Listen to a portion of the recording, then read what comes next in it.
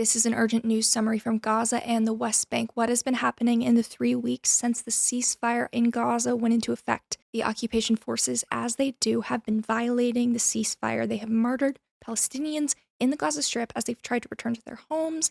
They have shot them. Even just last night, occupation war boats shelled the coast of Gaza City. So the occupation has been violating its ceasefire agreement. Therefore, the resistance has said if the occupation does not adhere to the agreement, they will not release the next batch of Zionist prisoners that were set to be released on Saturday. That's what the spokesman of El Qassam Brigades, Abu Obaida, said in a statement earlier this week. Now, another thing that the occupation hasn't been holding up their side of the ceasefire agreement on is the entry of temporary shelters, caravans, into the Gaza Strip for Palestinians displaced from their homes. Because remember, at this point, most Palestinians are displaced from their homes, and even when they return to their homes, the homes are bombed out. They're either partially or completely destroyed. So over 150,000 tents were supposed to enter the Gaza Strip, and they haven't. The occupation hasn't held up that end of the deal. So you may have heard statements from Donald Trump saying that if the Zionist prisoners aren't released on Saturday, he said hell will be unleashed in Gaza. And then he does that thing where he does his provocative statements, and then he walks it back, and you don't really know what's going on, but he did say these horrible things. He's had Netanyahu in the White House, right? All of that's expected. But we have had statements in the past few days from mediators on both sides, so from the Israeli occupation into their Hebrew press, and also in the Palestinian press, about positive indicators of these negotiations this week happening so that the ceasefire does not end, does not fall. So please don't blame the resistance for this threat if the occupation does return to the aggression. Because Palestinians need shelters, they need things to sustain their life in the Gaza Strip. Regardless, they won't be leaving. There will be no displacing them from the Gaza Strip, obviously. So when Trump says all these things about Palestinians being moved to Jordan and Egypt, first remember that Biden also said things like this. But also, Trump says it more intensely, right?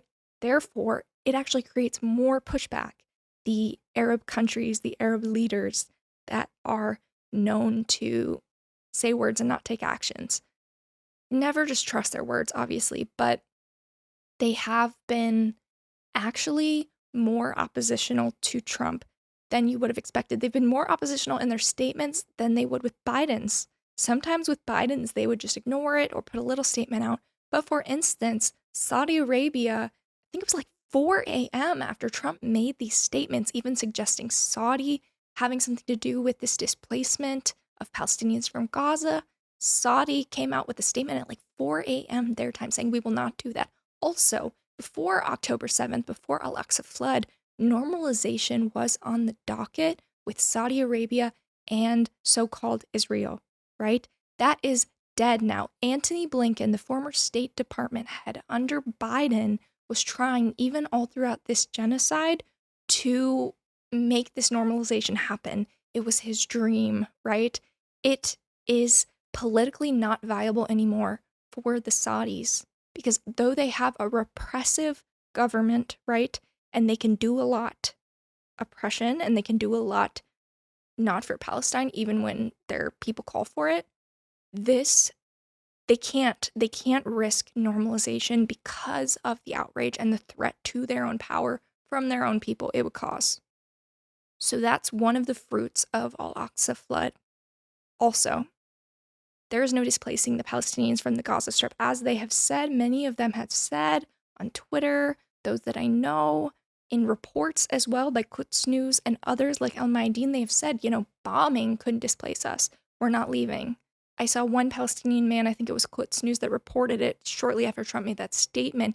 He said, we'll drink sewage water before we leave.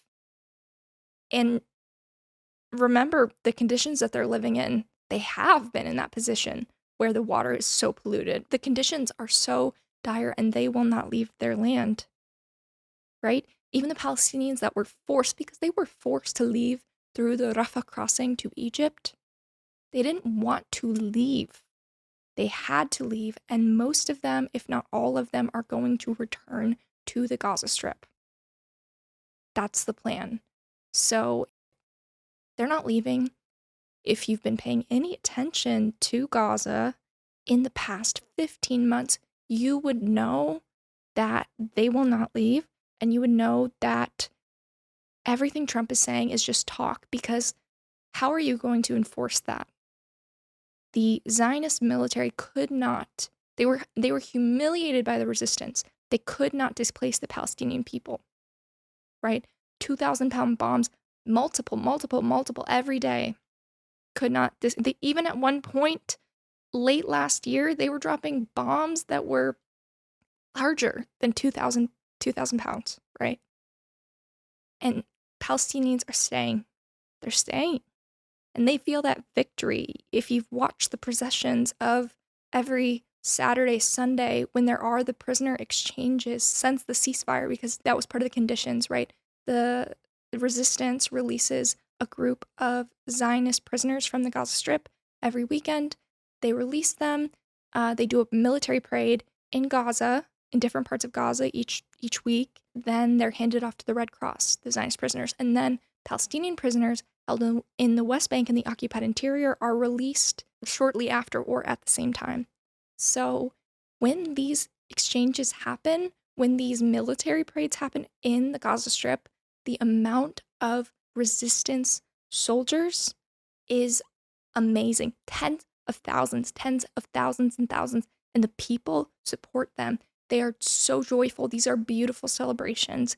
If you've missed them, you can go to my Telegram channel. The URL is on my profile, or if you're watching on another platform, it will be in the description of this video. So have faith in the resistance. If you have faith in the resistance and you have faith in the Palestinian people, which are the same thing, because the resistance isn't some outside force. It's not some Iranian proxy, as they say, right? Iran supports the resistance monetarily, right? And financially, and with training, just like they do for Hezbollah, right? Both of them are of the people. They are from the people. So if you trust the resistance, you trust the Palestinian people.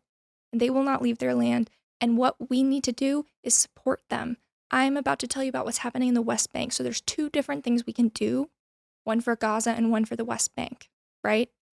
I'm not saying stop paying attention to Gaza. Keep paying attention. But what Gaza needs the most right now is support, is contributing to people's campaigns, either by monetary contributions or by sharing them, because they still need funds to begin rebuilding their homes. So when we kept our eyes on Gaza, now our eyes need to be on the West Bank. And I'm about to tell you why, because what's going on there is there's almost no media coverage of it. Almost no media coverage, and especially not international media coverage, but there's so much less than Gaza. So what the West Bank needs right now is our eyes. Shift your eyes there. And a comrade of mine, said, don't get distracted by statements. And I think that's really important, not just with Palestine, with statements from the occupation, right? And statements from Trump about Palestine, but also in the US. If you're in the US, I think that's a very good point with Trump, because statements, right? That's his negotiating style, right? He says, especially like with the tariffs in Mexico and Canada, it's a good example. Not saying he won't do that shit. He does do shit. He tests the courts. He does what he can, but he made these provocative statements in order to get a response, right? Get a capitulation from whatever entity, whatever country, whatever group of people that he is trying to bargain with. So obviously, keep your eyes on. It's the same thing with the ceasefire. People are saying, oh, the ceasefire may break.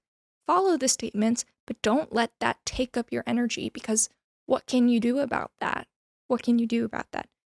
What you can actually do with your energy right now is what we've been doing with Gaza for the past 15 months, sharing the stories, but doing that in the West Bank. So with Gaza, amplify campaigns. If you followed Fayez Kadata, the campaign I talked about a lot in the Gaza Strip, his family ran, and they still run, a mutual aid network in the northern and southern Gaza Strip. So they still run these initiatives, and they've launched a campaign to begin rebuilding their home that was destroyed in the very beginning of the genocide. Their home was bombed And Faiz's father was martyred in this bombing along with other family members of his.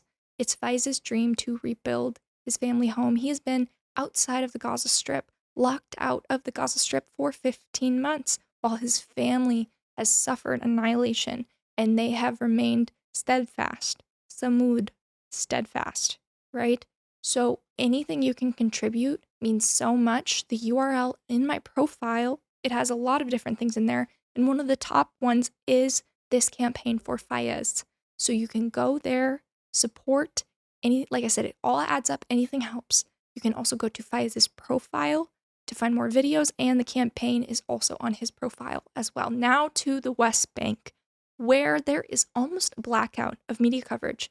Even myself, I'm guilty of this because I think a lot of us have kept our eyes on Gaza for so long, and then the ceasefire happened and it was like exhaustion, right? Because we pushed ourselves, not knowing when it would end, but there's always something to cover, to talk about, to raise awareness of. And a lot of us, I mean, the occupation knew this. They knew that people would go, okay, and look away for a little bit. And as we've been looking away, what's been happening in the West Bank is unprecedented.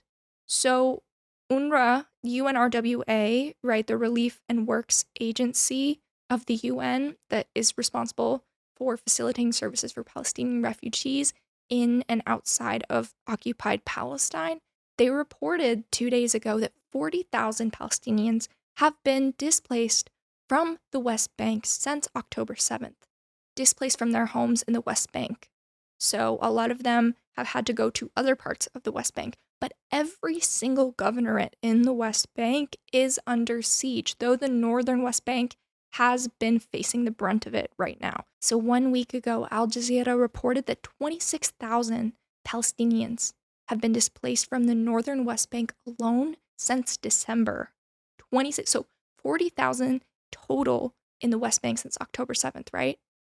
26,000 of them were displaced just in the last couple months from the northern West Bank. 26,000 people. And the scenes from the West Bank look like Gaza.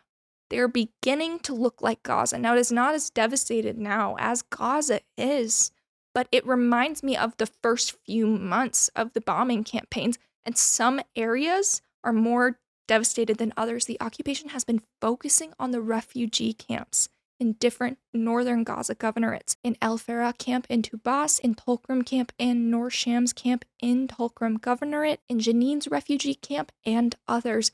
These refugee camps have been decimated. Now, the occupation has long had a practice of bulldozing infrastructure in the West Bank as collective punishment. Every day it has seemed, especially since October 7th, this has increased. They've been bulldozing roads, sabotaging water pipelines, electricity wires, etc., etc. But in the past few months, they have escalated their home demolition campaign at unprecedented levels. What used to be the case in the West Bank before October 7th, the normal, was the occupation giving people notice that it was going to demolish their homes and then demolishing them, or saying you don't have the proper permits for your building under false pretenses, right? Basically, they require the owner to demolish their own home or charge them for it. Now, that's still taking place, especially in the southern West Bank and occupied Jerusalem or Al-Quds, and in the occupied interior. However, what's becoming the common practice, especially in the northern West Bank, is the occupation demolishing homes, sometimes with their owners in them, with military bulldozers, or what's been happening, and I've reported a lot of this on my Telegram channel. Like I said, the URL is in my profile. Local sources especially have been documenting this along with Quds News. Yesterday, I shared a report in Tulkrum. A Palestinian woman said that they were called by occupation drones. These drones literally yell at people, right? There's some occupation soldier in some fucking office somewhere just yelling at them, right? Through the fucking drone. So it yelled at them to evacuate their home. So they have to evacuate their home in minutes, which, does that remind you of what the occupation would do in Gaza, right? Where they would do the knock on the roof, which is like a tiny bomb to warn people, quote unquote, warn people they have to leave their home and it's going to be bombed, and it would be bombed in like 1 to 5 minutes after that, right? This weird fucking thing. So now they're calling people to evacuate their homes en masse in refugee camps, especially across the northern West Bank, and demolishing their homes with military bulldozers after that. But what has also become a new practice is detonating these homes. Now, the occupation has done this before as well, but it is becoming so much more common. They will go into these evacuated homes, put explosives in them, and then detonate them. So the homes are completely destroyed. The inner contents, not just the walls brought down by military bulldozers, but all the contents inside completely destroyed. And the most concerning thing is the normalization by the occupation of aerial bombing campaigns. Now, you might think, okay, yeah, they bomb Gaza all the time, but there is a huge difference. So the occupation, there's norms in different parts of occupied Palestine, right? Palestinians were also called 48ers in the occupied interior, right? Because basically the territories occupied in 1948, that's where that nickname comes. Basically Palestinians in the territories occupied in 1948. That's where that name, the 48ers, comes from. They live under an apartheid system. When you hear people saying, so-called Israel is an apartheid state, they're really referring to 48ers, right? That's a separate sort of occupation, and it's also an occupation. I think apartheid really underdoes it. There's still home demolitions there and stuff, but the aggression escalates in the West Bank, which it's confusing for those that don't know, but the West Bank is on the east of Palestine. It's called the West Bank because it's west of Jordan. People get confused. The West Bank is over here. Well, technically it'd be over here if you're watching this here, and then Gaza is down here. So they're on opposite sides. Gaza is in the southeast, right? So the occupation can raid homes, do anything whenever in the West Bank because the Palestinian Authority is over the West Bank, right? But Gaza, the resistance led by Hamas kicked out the Palestinian Authority in 2007 from the Gaza Strip because they believed and were proven right that armed resistance is the only solution.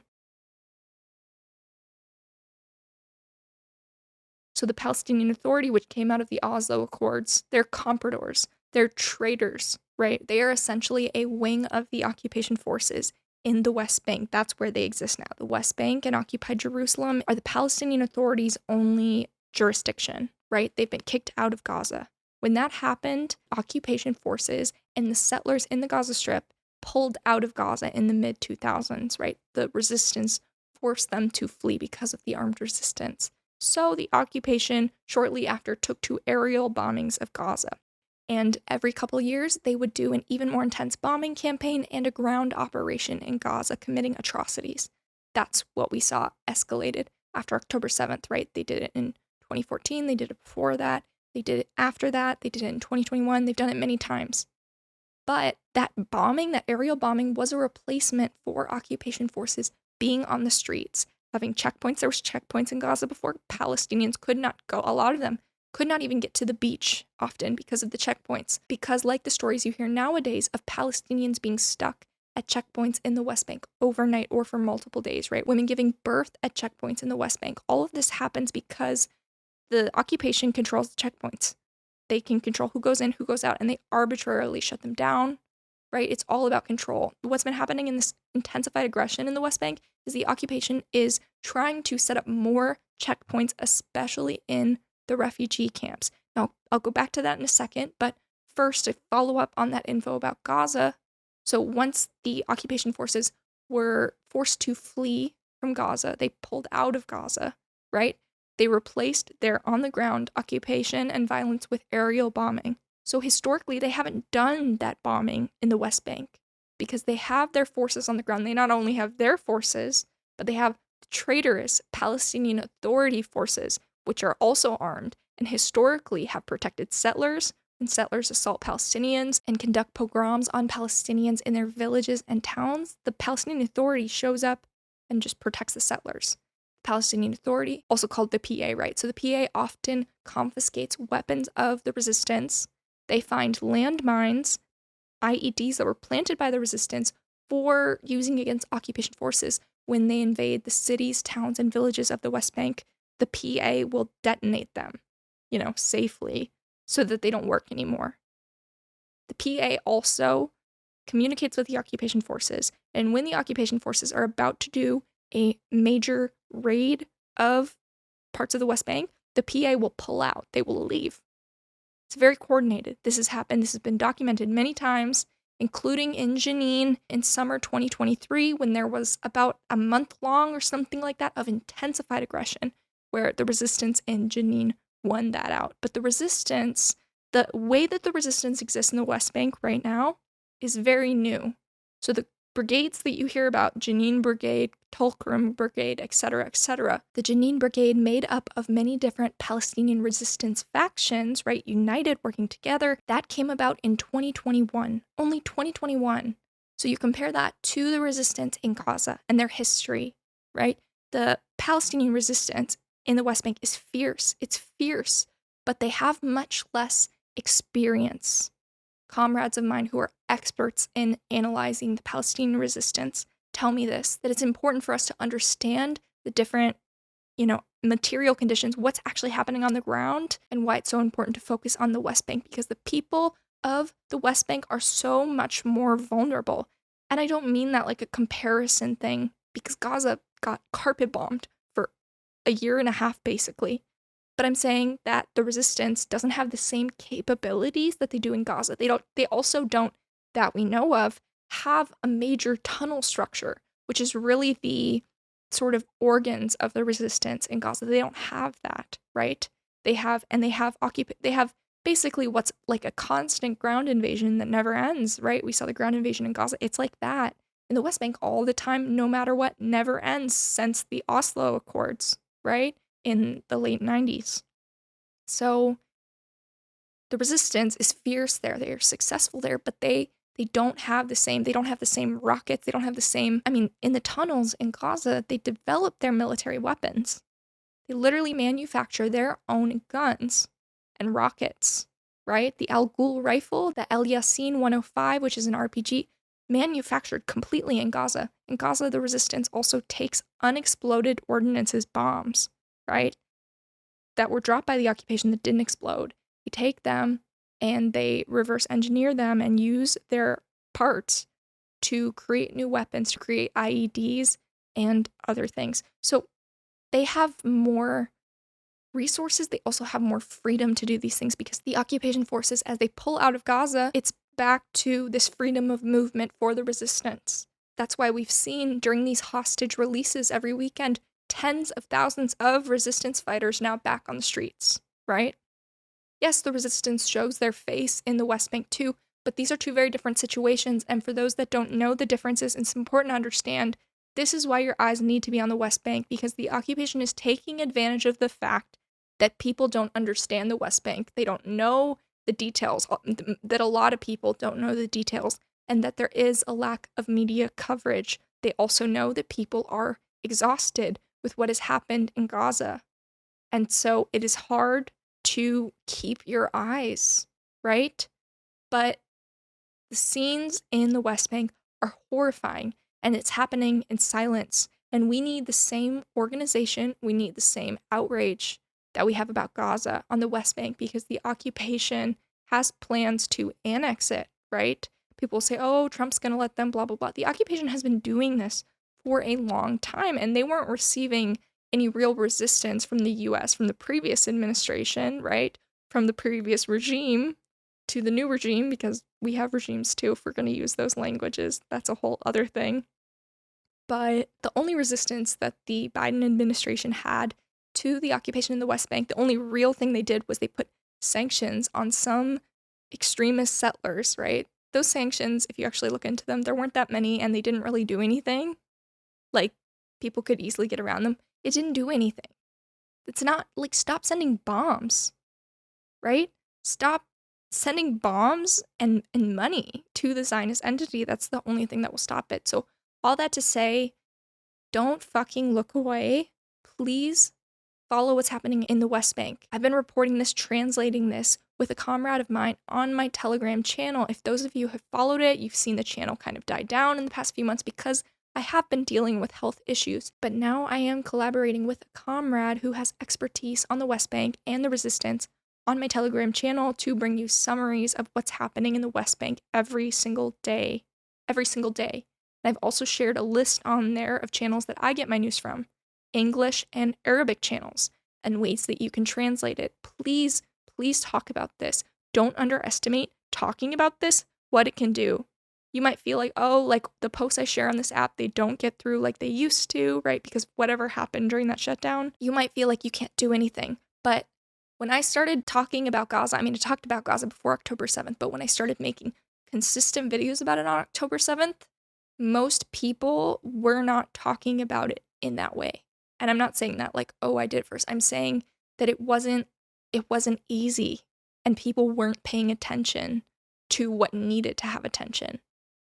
And if you keep talking, more people will. So what you can do is follow the news and raise attention on whatever platforms you have, because the West Bank is truly being annihilated before our eyes, but we're not even looking. We're not even looking. If you're watching this on TikTok or YouTube, please know that the future home of my videos, of my content, my writing, and more, my long-form writing and analysis, will be on Substack, on my personal Substack, which is Praxis Redacted, also in the URL in my profile. You can also find my YouTube there. I will put the videos there as well, but I'm less likely to be censored on Substack. I can also have an email newsletter there. So if you subscribe, which is free, then I have that email list. If Substack ever goes to shit, right? I can export that email list and use it anywhere else. Therefore, even if I lose that platform, I can still keep that audience and bring y'all with me wherever I go. Substack seems like the best place for that right now, so I will see you over there. If you're watching a shorter clip of this on TikTok, I have posted a much longer version of this video, much more analysis on my Substack and YouTube as well, and it would mean so much to me if you could help out with Thais Kadata's campaign, sharing it, or contributing to rebuild their family home in northern Gaza. Again, it's in the URL on my profile or in the description of this video or the post details. Thank you so much.